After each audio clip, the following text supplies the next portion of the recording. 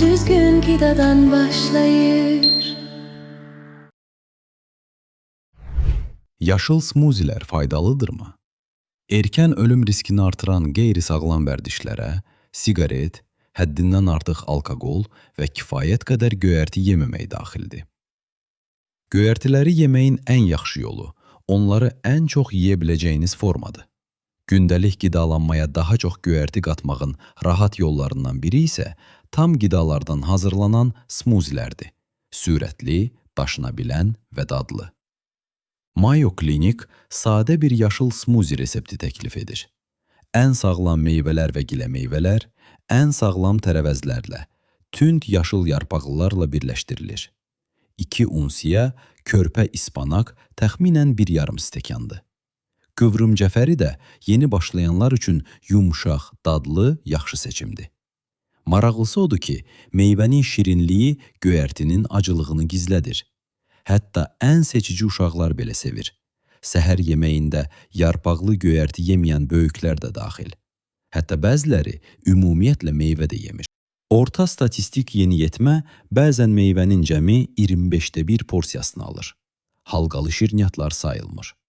Smuzilər isə meyvəni soymaq və çeynəmək istəməyənlər üçün istehlakı xeyli artıra bilər. Milkshake kimi tekstura təkcə miqdarı yox, keyfiyyəti də yüksəldə bilər. Beta-karotin və likopen kimi karotenoid fitonutriyentlər meyvə tərəvəzin hüceyrə divarları içində mikroskopik kristallar kimi qala bilər. Onlar hüceyrələr dağılanda açığa çıxır. Buna görə yaxşı çeynəmək vacibdir. Mastikasiya həkim dilində çeynəmək deməkdir. Ya daha yaxşı çeynəməliyik, ya da çeynəməsi asan formalar seçməliyik. Məsələn, pomidorda beta-karotin çox olsa da, qarpızdakı beta-karotin daha bioəlçatandır. Çünki hüceyrə divarları daha zəifdir. Bir çox tərəvəzdə isə hüceyrələr kiçik və möhkəmdir. Qida maddələrinin maksimum çıxması üçün hissəcik ölçüsü hüceyrə enindən də kiçik olmalıdır. Bunu çeynəməklə etmək mümkün deyil. Çeynəyəndə tərəvəz hissəciklərinin çoxu 2 mm-dən böyük qalır. Blender isə hüceyrələri daha yaxşı sındırır. Çeynəmənin verdiyi ölçü paylanması yemək prosesorunda təxminən 5 saniyə, yüksək sürətli blenderdə isə yarım saniyəlik qarışdırmaya bənzəyir. Blenderda 40 saniyə ispanağı hüceyrə altı səviyyəyə qədər parçalaya bilər. Niyə bu önəmlidir? Məsələn, folat, xüsusilə reproduktiv yaşda olan qadınlar üçün vacib B vitamini. Gündə 1 stəkan ispanağı 3 həftə verəndə folat artır.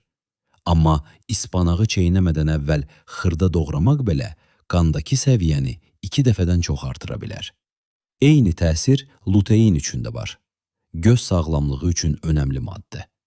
Vacib olan nə yediyin yox, nə qədərini mənimsədiyindir. Luteində artım 14% idi.